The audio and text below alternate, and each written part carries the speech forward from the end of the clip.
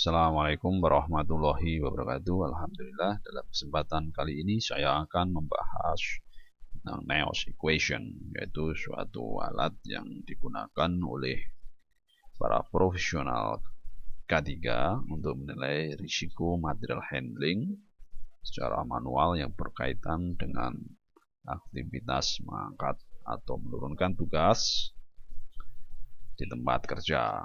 Ada 6 faktor. Yang pertama, H ya. Jadi kita harus mengukur jarak horizontal. Jarak horizontal dari sumbu tubuh menuju ke pusat gravity dari beban atau center of gravity dari beban. Jadi center gravity dari beban kita cari, lalu kita ukur dengan center of tubuh. Itu seperti itu ya. Jadi antar dua mata kaki, lalu kita ukur menuju center gravity. Maka akan ketemu horizontal. Yang kedua, jarak vertikal, yaitu beban vertikal. Jadi jarak beban menuju lantai kali objek vertikal terhadap lantai. Jadi kita ukur berapa beban, jarak vertikal beban. Selanjutnya adalah vertikal destination atau distance, yaitu jarak objek pindah secara vertikal. Jadi pada posisi awal ke posisi kedua. Selanjutnya adalah frekuensi atau waktu atau durasi aktivitas pengangkatan. Selanjutnya adalah asimetris, pusat pergerakan, asimetris sudut atau mutar yang dipersyaratkan. Jadi asimetris mid signal line, jadi ada bunga tengah dan sebagainya. Selanjutnya adalah coupling atau kualitas pegangan pada objek. Jadi dari beberapa hal tersebut kita akan mencari RWL, recommended weight limit. Ini beberapa hal. Jadi setelah kita mengukur, maka kita mencari multiplier. Jadi load constant sudah ditentukan, horizontal multipliernya sudah ada ketentuannya, vertical multiplier ada ketentuannya, distance multiplier, asymmetric multiplier, frequency multiplier, dan coupling multiplier. Ya, ini metrik.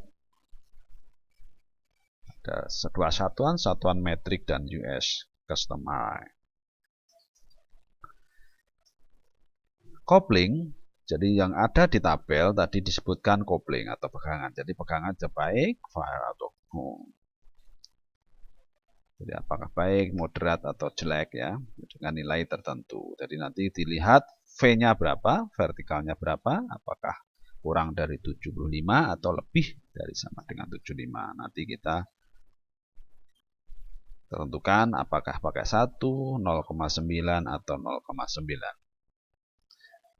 1, 0,95, 0,9 tergantung dari. Selanjutnya adalah yang tidak kalah penting adalah frekuensi. Jadi frekuensi ini kita melihat pertama frekuensi pengangkatan per menitnya berapa. Misalnya kita beri contoh 7 ya.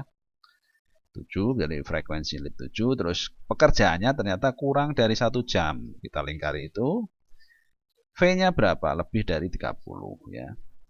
Dengan melihat 3 komponen itu, maka ketahuan bahwa C-nya atau FM-nya adalah 0,7. Jadi seperti itu. Setelah kita tahu semua, maka kita akan mencari lifting index ya. Jadi kita mengukur, kita masukkan ke persamaan-persamaan, lalu kita kalikan, jadi ketemu RWL-nya. Setelah ketemu RWL, kita cari lifting index, yaitu lifting index ini kita hitung untuk memberikan perkiraan yang relatif tingkat stres fisik dan risiko MSDS yang berkaitan dengan tugas mengangkat, ya nanti kita bisa evaluasi. Harapan kita adalah LI-nya kurang dari 1 atau nominal risiko.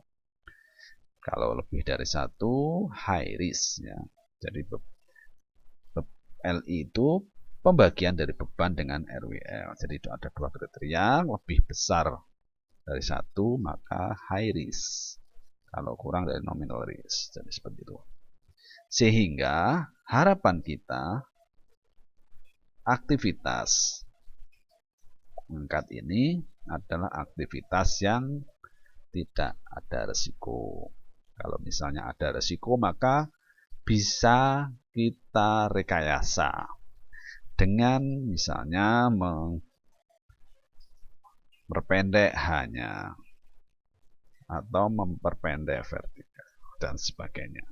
Nanti bisa kita analisa satu persatu sehingga ketemu LI dengan angka kurang dari 1. Jadi itu yang bisa saya sampaikan. Semoga bermanfaat. Bisa kita berlatih sendiri dengan mencoba beberapa alternatif latihan yang sudah ada. Terima kasih. Assalamualaikum warahmatullahi wabarakatuh.